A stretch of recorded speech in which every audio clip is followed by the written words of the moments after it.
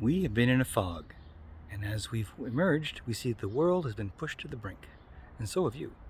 I'm Dr. David Orrs, I'm the Doc of DeFi, and I invite you on a double major education, one of health, one of wealth, and how the two interact.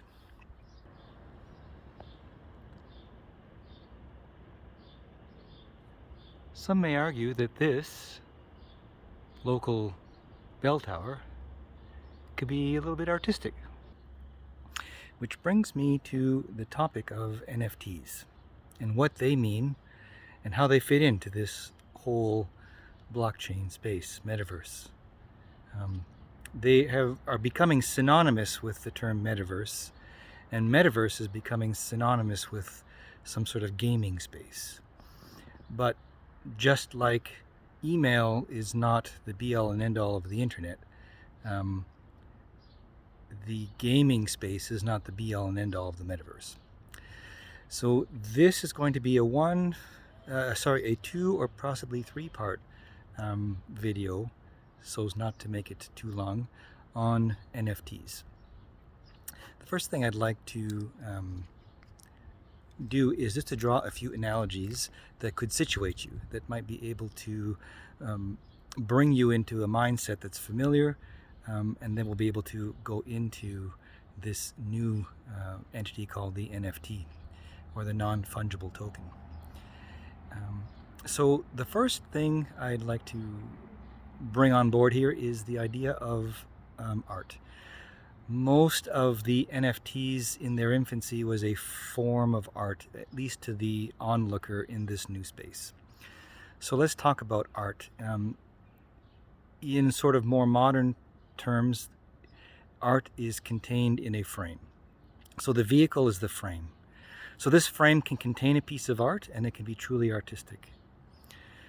But I can also use a frame for something else. What if I used a frame to contain one of my certificates of achievement, whatever it happens to be? It's still a frame, but it's not art. So now the function of this has changed. It's a communication of status. But I also own a business, and on full display, as per the bylaw requirement, I need to have my business license on display, which is a contract. That is also in a frame. So once again, same frame, different functionality. So let's fast forward to something a bit more sophisticated than a frame. The television set, when it came out, was revolutionary. So the television set is that container, physical container, and you could have a lot of things coming through that television set. It could be purely artistic, it could be educational or status-wise, or it can convey some sort of official business, maybe a contract. But you get the idea. Like the frame, that is the constant, the functionality changes. The television is the constant, the functionality changes. Fast forward to something a bit more recent that you probably are familiar with, something like YouTube or social media.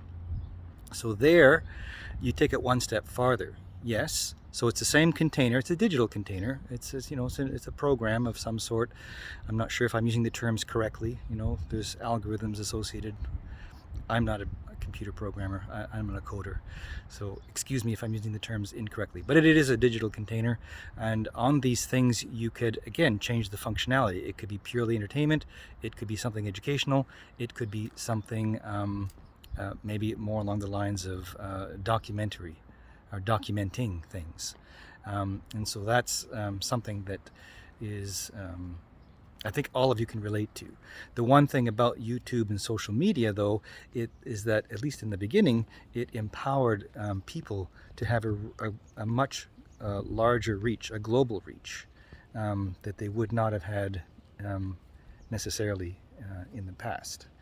But as you all know, recently, these platforms are getting involved in the liberty of the person who is displaying their content. So now we move to the blockchain and the NFT. So think of the NFT as a frame or a container like the television, or a digital container like the platforms, the social media or the YouTube platforms. So it is a constant, and then what the NFT displays can vary. So in the beginning, looked like it was purely art, but now we are seeing these things can be educational. They can portray documents of sorts, contracts, and their functionality can change. So non-fungible token, what does that really mean? Well, I didn't know myself. I've never come across the word non-fungible or fungible in normal everyday living in any of my circles, and no one's ever mentioned that to me. So I looked it up. So fungible seems to be sort of a legal term or a contract term, and it talks about things that can be replaced or replaced something else that is identical. So fungible means there's a lot of them out there. They're interchangeable. They're all the same. And in contracts, even though people are very individuals, the role of the person can be fungible. In other words, they can serve the same role, and then they would be referenced in a contract of a business, in their employment status. And the word fungible can actually be applied to those people roles, not to the individual person, because they're unique. So that's what I figured out. And so my first contact with this was actually in a comedy sketch. I was flipping through the television one day, like I do so very few times, but this time I did, and I found a comedy sketch, and it was simply these two people who were talking about NFTs, and neither one of them knew what they were, but they didn't want to admit that. And the lady would simply be showing a picture of herself from her phone and then swiping the screen across, showing the identical image, at least to all of us, and calling it an NFT, because she had put her picture on the blockchain, documented it with its digital hash, and that's really as simple as it is to create an NFT.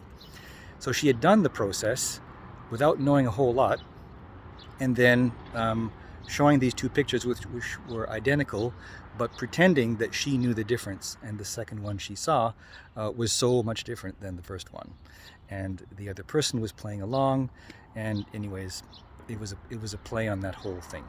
All right, so but NFTs, yeah, their functionality is what I believe is to be the important thing. So there are ways to look at NFTs and to figure out their value. One of them is their scarcity, their individuality, their ability to flex or to show status, and their origin. So in proper parlance, that's called provenance, which is a French word, almost like a pedigree, but pedigree is usually applied to living animals. This is not. Scarcity, individuality, because a lot of these NFTs happen to be art in the beginning, but their functionality is changing. And so this thing that I opened up with, this bell tower, belonging to this place of worship, could become an NFT. It was beautiful to look at. It was kind of a neat piece of art. So in and of itself, it could be that. But there's a functionality that could come along with that NFT. And that functionality is perhaps an invitation to a special function that is open not only to the public, but maybe to a private few. That kind of stuff, so you can extend this now to concerts. And so if you buy a concert ticket NFT, that could give you some immediate benefits, somewhat like a backstage pass, or a future benefit for being an early adopter of the whole NFT concept, and that particular band will then have you have some sort of benefits in future things that they do. This is getting to be a bit of a long video. Just share if you like this. I will break this down a bit further in one or two more from here, but just food for thought. So someone of great influence and great intelligence once said, the media is the message, That's not my quote. I'm quoting someone else, and I'm sorry I forgot who that was. But this is the point. It's the frame, it's the television, it's the digital container of social platforms, it's the blockchain algorithm that sets your NFT. That is where the magic is, and you can portray it in lots of ways. We'll get into that later.